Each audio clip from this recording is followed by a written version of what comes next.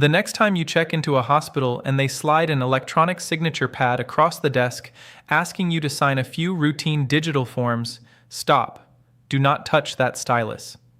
Signing that blank glass screen before asking one critical question is the fastest way to accidentally give the hospital legal permission to hit you with devastating financial liabilities, bypass your Medicare coverage, and legally trap your family with bills you never agreed to. Today we are breaking down why these electronic pads are a serious financial risk for seniors and the exact words you must say before you ever press submit. There is a specific kind of financial damage that happens to seniors in hospital intake that does not show up on any Medicare summary or insurance explanation of benefits. It shows up 3 months later as a collections letter or a lien or a bill for a service you do not even remember authorizing. And when you try to fight it, the hospital's legal department pulls up a document with your digital signature on it, and the date and timestamp showing you agreed to everything in full on the day you checked in. You have no paper copy, you have no memory of reading it, and legally your signature is on it. That is not a billing error. That is a system working exactly as it was designed to work. And before we get into exactly how each piece of this trap works, I want you to know that by the time this video is over, you're going to have 4 specific tools in your hands.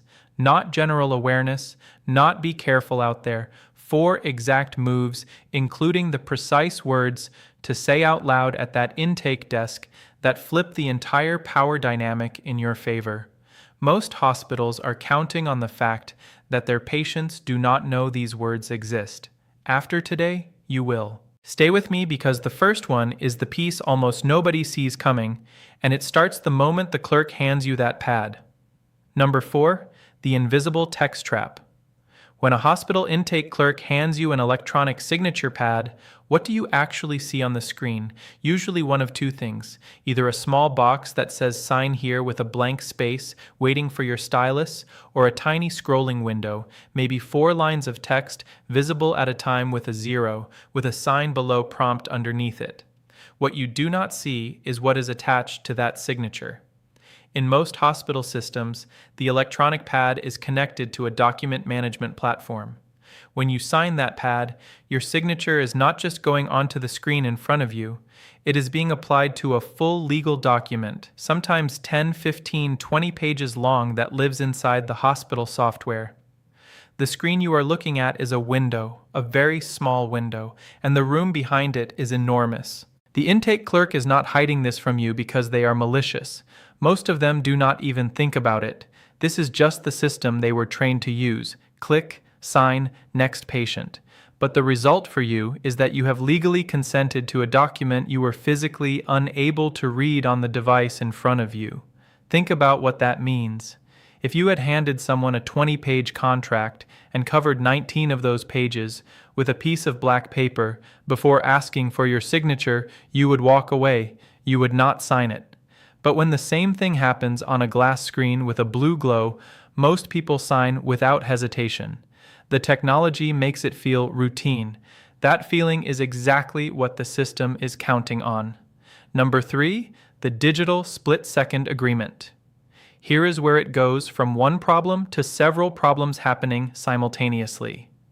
You are at the intake desk. The clerk is friendly. The waiting room is full. Your family member is sitting behind you.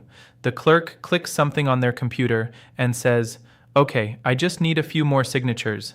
They click next. You sign. They click next again. You sign again. Maybe one more time after that. You assume you are signing one admission document in multiple places, the way you would initial a lease on different pages. You are not. In many hospital intake workflows, each signature on that pad corresponds to a completely separate legal agreement. The first might be your general consent to treatment, which is reasonable and expected, but the second might be an assignment of benefits form that tells Medicare to send your reimbursement directly to the hospital, removing you from the financial conversation entirely. The third might be an authorization allowing the hospital to share your billing information with third-party collection agencies before you have even received a single bill. The fourth, and this is the one that catches people most off guard, might be an arbitration waiver, meaning if you have a billing dispute with this hospital, you are agreeing in advance to resolve it through private arbitration instead of a court of law. 4 signatures, 4 seconds, 4 separate legal agreements, and the clerk has already moved on to your insurance card. Now, I want to ask you something, and I mean this genuinely because the answer matters to other people watching this right now who have not yet found the words for what happened to them. Has this ever happened to you or someone you love? Did you or a family member ever walk out of a hospital months later and get hit with a bill or a collections notice that felt like it came out of nowhere and you had no idea what you signed that day at the desk? Leave that in the comments. Be specific if you can. What the bill was for? How long after the visit it arrived? Someone watching this right now is in the middle of that exact situation, and they need to know they are not alone and they are not crazy. Number 2, the missing copy. Here is something that almost never gets mentioned in any conversation about hospital billing rights. When you sign a paper form, you leave with a copy. It might be a carbon copy, a photocopy, a printed duplicate, but you have it. You can put it in a folder. You can pull it out 3 months later when something goes wrong. You can show it to your son, your daughter, your attorney, your insurance agent.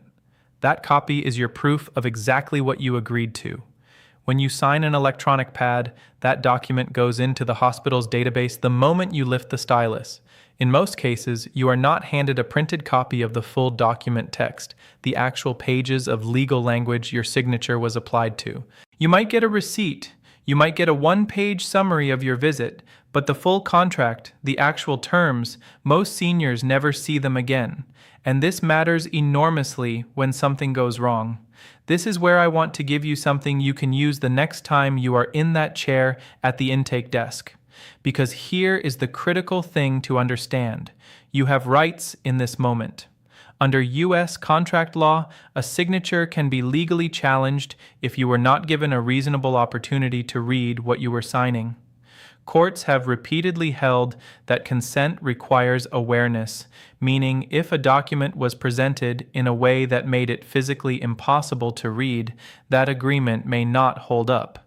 Additionally, under the Federal e-Sign Act, when electronic documents are used in consumer transactions, companies are required to ensure you can access, read, and retain a copy of those documents. While hospital intake forms fall into a complex legal category, the practical right remains the same. You can ask to see and keep what you are signing, and a hospital that refuses to show you is taking on serious legal risk, not you. So here's what you say. These are the exact words. Before you touch that stylus, before you take the pad from the clerk's hand, you look at them calmly and you say, I am not signing this electronic pad until you show me the full text of what this signature will be attached to, and provide me with a copy I can keep for my records. That is it. Say it clearly. Say it without apology. Say it as a statement, not a question. What happens next matters. A well-run hospital will comply without hesitation, because that is the correct and legally sound response. They will print the documents. You will read them or have someone with you read them. You will ask questions about anything that is not clear, and then if everything is in order, you will sign. But some clerks will push back, not because the hospital is necessarily acting in bad faith. Often it is just that no patient has ever said this to them before, and they do not know the protocol. If they tell you they cannot print it, or that it is not available in paper form, or that it is just a routine form everyone signs, you say this: I understand. Please note in my file that I am requesting a copy of all intake documents before providing a signature. If that is not possible, I would like to speak with the patient advocate or the billing compliance office before proceeding. The words patient advocate and billing compliance office change the tone of any intake conversation immediately. You are not being difficult. You are exercising rights that are grounded in basic contract principles and consumer protection standards. Every hospital of any size has a patient advocate. You have a right to speak with one before you sign anything. Number 1, and this is the one most people never think to do. After you have read the documents, after you have your printed copies in hand, before you sign anything, ask the clerk this specific question. Can you tell me which of these documents, if any, I am legally required to sign in order to receive treatment today, and which ones are optional? This question is critical because not every document in that intake packet is mandatory. Some of them, the arbitration waivers, the third-party data sharing authorizations, certain assignment of benefits forms, are presented as if they are required when they are not. A patient can sometimes decline to sign specific optional documents without affecting their right to receive care. The clerk may not know the answer to this question. That is fine. That is actually useful information because if they cannot tell you which documents are required for treatment and which are optional, that is another reason to speak with the patient advocate before you put your name on anything.